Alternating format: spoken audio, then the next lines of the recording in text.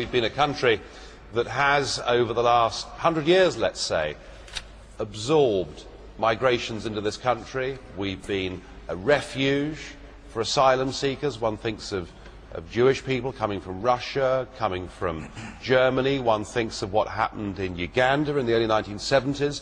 And you think of all those things and you compare race relations in this country with the rest of Europe, and we've had a record of which we could be very, very proud indeed. We've actually been quite good at assimilating different groups of people into this country, until the complete and utter madness of what happened just 3 years ago, of totally opening up our borders to hundreds of millions of people living in very poor East European countries, and saying to them, as many of you who want to come and live in the United Kingdom as want to come can. And this was something that was supported by all three parties, voted for by all three parties. I'm pleased to say that UKIP were the only party to vote against it, because we made the argument, of course immigration, if it's controlled, is a good thing for the country. Of course we want people who can come and work here to have proper work permits.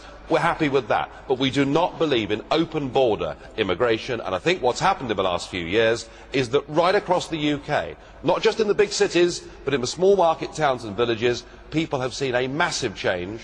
We're seeing social dislocation, we're seeing police chiefs, we're seeing school teachers, we're seeing people saying we simply cannot cope with an influx on this scale, and for many, many people they're finding it quite difficult to recognise the neighbourhoods in which they live. And I do believe that we need to have a freeze on immigration into this country for a 5-year period. Really? For a 5-year period, and I'll tell you why.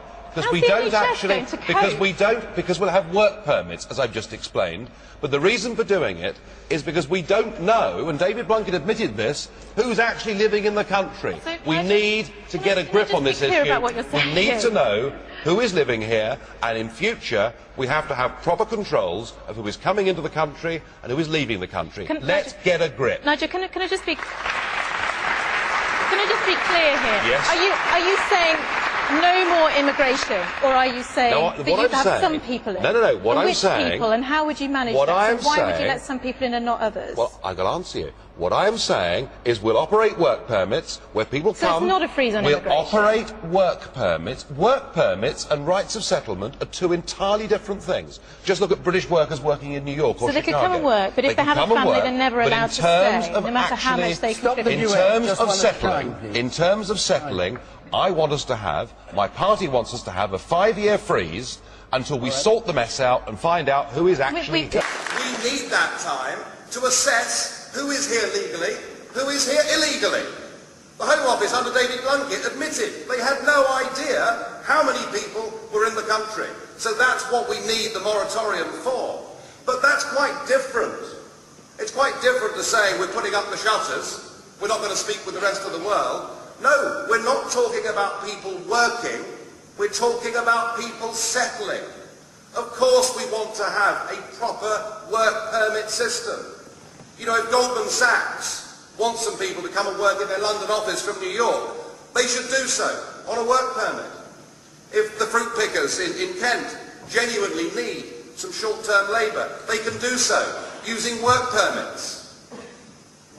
If a United Kingdom political party needs some help from a Spanish citizen,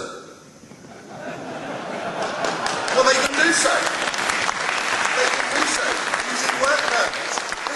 This is not a message. This is not a message that says we don't recognise in a globalised economy that people move and work all over the place, but it is a message that says that we cannot go on with a system whereby anybody that comes into the UK, pays their stamp for 12 months, is then entitled to all the rights and benefits that the rest of us are. That doesn't make sense. And you know, I've got a funny feeling that this policy of a 5-year moratorium isn't just going to be popular with our party.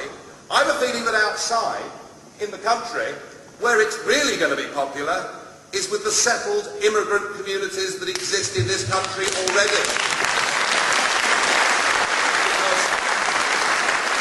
Because they're the ones who really are threatened by increasing social tensions.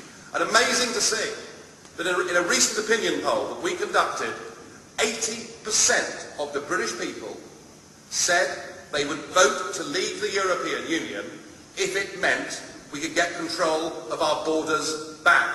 You see, that's the point, isn't it? Whenever we're told we're somehow a single-issue party, the truth is we cannot have our own immigration and asylum policy and be a part of the European Union. And that is going to be a big campaigning message for us going out over the course of the next couple of years.